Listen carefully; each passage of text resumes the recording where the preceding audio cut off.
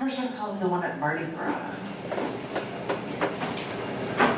I was at Mardi Gras last weekend, and I got a bunch of beads from parades. No, I didn't lift my shirt for them. And a friend of mine had a balcony on Bourbon Street, and we were on it on a Friday night, and the swarms of people stretched for over a mile. It was a mob. No one could walk, and the crowd just kind of carried them along. And all the men expected women to get naked for them for beads. And from my balcony, I would hear every few minutes a series of flash pops coupled with a roar from the crowd, and I knew that some woman lifted her shirt for the screaming masses. I refused, however, to strip for drunk strangers when I knew they all expected me to, being on a balcony and all. So men would look up at me and stretch out their arms, looking up inquisitively as if to ask either for me to strip for them or for me to give them beads. Now, since I wasn't stripping and I had plenty of my own beads, I decided to turn the tables and see if these men would accept the same conditions they expected of these women. So when they'd look up at me, they'd look at me for something, I'd say, "Drop your pants!" And they would look at me, confused, because the women are supposed to be the ones doing the stripping. But in general, I got two responses from the men. Either they would look at me like I was crazy and walk away, or they just shrug their shoulders as if to say, "Okay," and start unzipping their pants. And then they'd make a gesture to turn around as if to ask, "Do you want to see my butt?" And I'd yell, "The front!" And then they'd turn back around with their pants and their underwear at their knees, and they'd start swinging their hips, which I never asked for, by the way. And so over the course of the evening, I managed to get at least 20 men to strip like this for me. And I was amazed that there was this society, this microcosm of society that allowed this kind of debauchery in the streets, this sort of prostitution for plastic beads form of capitalism. And I was reveling in this bizarre annual ritual when one man, average to everyone else, wearing gray and minding his own business, decided to look up at me. So I asked him to drop his pants. And instead of disgustedly leaving or willingly obliging, he crossed both of his arms over his chest and looked up at me as if to ask, "You want me to do what? You naughty, naughty girl." And it occurred to me that I had finally found someone in this massive crowd that thinks the way I do. Now, New Orleans has a population, from what I hear, of about 1 million. But during Mardi Gras, they have like 9 or 10 million people there. And all I could think was that of all of these people here, I finally found someone who wouldn't blindly do what I asked, but at the same time wouldn't think I was crazy for asking. Of course, when I looked at him, I also thought that he was just stunning, drop-dead gorgeous, by far the best-looking man there the entire night. But then again, I was, nearsighted, and I was drunk on a balcony at Mardi Gras, so what am I going to do? So we eventually hit an impasse where he wouldn't strip and neither would I, so his attention wandered. Eventually, it was diverted to other balconies, but I noticed over the next half hour that he never left from under my balcony. And every once in a while, he would turn around and look up at me.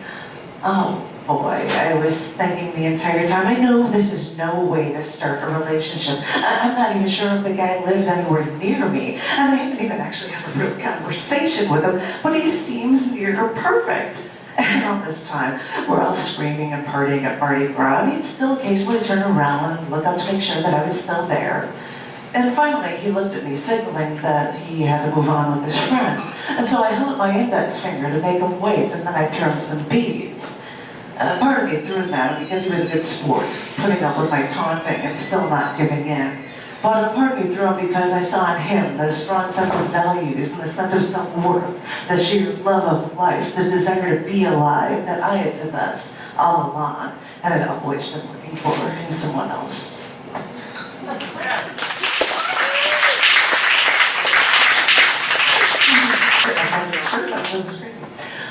This one, because I have Children, Churches, and Values magazine, I try to incorporate kids and churches and parental figures in the one called Kids Wielding Freedom and Sin.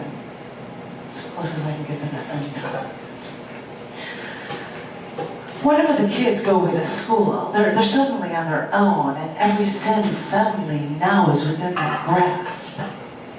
If their parents aren't there to scold them, the kids can still see the ranting preacher at the street corner denouncing every adult idea they now have.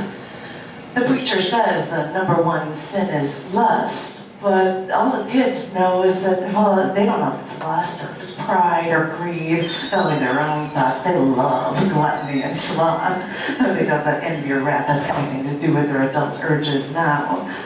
It doesn't matter if to the kids, if the preacher they call Mad Max on the quad, wielding his Bible and screaming maniacally at anybody who might catch a scrap of his scratchy voice. It doesn't matter if he ever preached in a church. It doesn't matter if the kids are religious or if they're atheists, because even from afar, the parents can be pleased that their religion can somehow work its way in even when they're no longer around to indoctrinate their little ones themselves. They smile at the idea of that crazy preacher. They think, keep up the good work. Yes.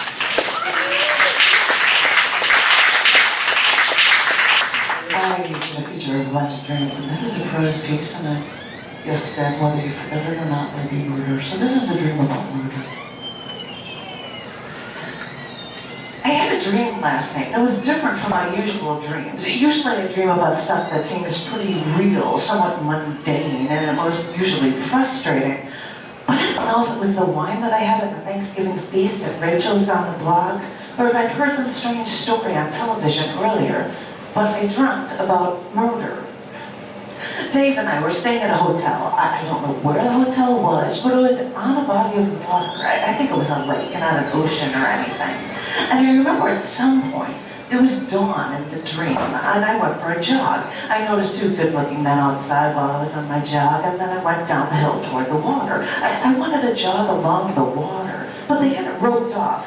I don't even know who they were, but they had the whole area of the water roped off, maybe until full daylight, maybe until lifeguards were there to protect the people. But the point is, I couldn't get along the water to jog, and so I sat down at the bottom of the stairs by the water's edge, right in front of the ropes, and watched the water.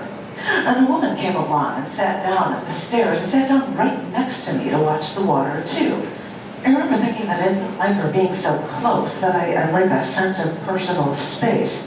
But then it occurred to me that there really wasn't much space for her to sit, since this whole area was roped off.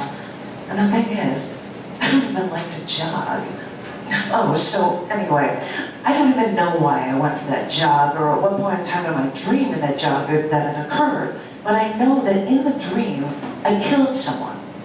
It occurred before my dream technically started. I don't remember anything about the murder. I don't know if it was me or that did the killing, or if Dave was there to help me out. I mean, I don't know what it was, why I killed this guy. I don't know if I killed him or if I killed someone in another room somehow and they were there in the hotel, someone that I didn't even really know.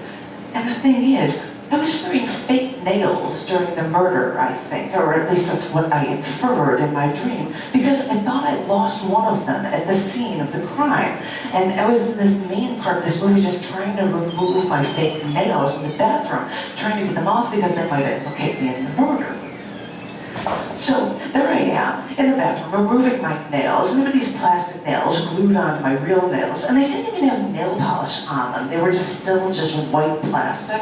And as I was removing these fake nails, I was dropping them on the floor because I was just ripping them off so frantically that I didn't want anyone to be able to link me to this murder.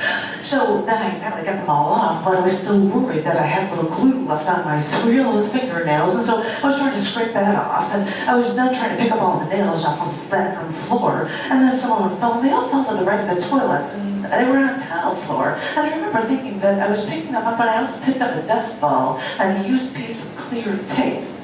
I thought that was kind of odd because they usually clean up hotels every morning like that, so why was that there? So anyway, I was there picking up all of these nails, trying to make sure that I got them all, and occasionally dropping one of them back on the floor because I was in such a hectic and frantic rush, and I was so nervous, and this made the whole procedure take up the most of my dream.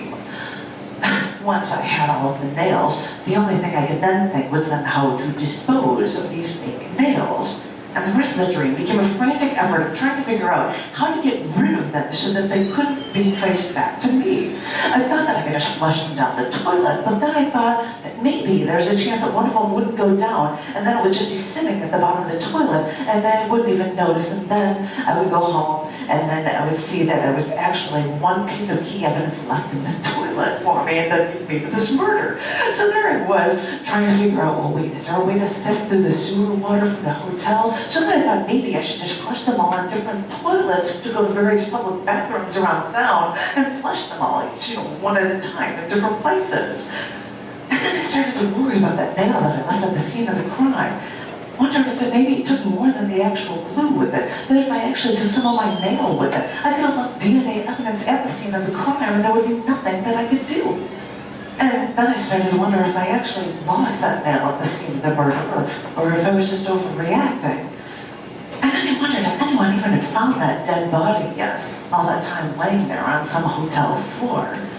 And then the phone rang, and I woke up.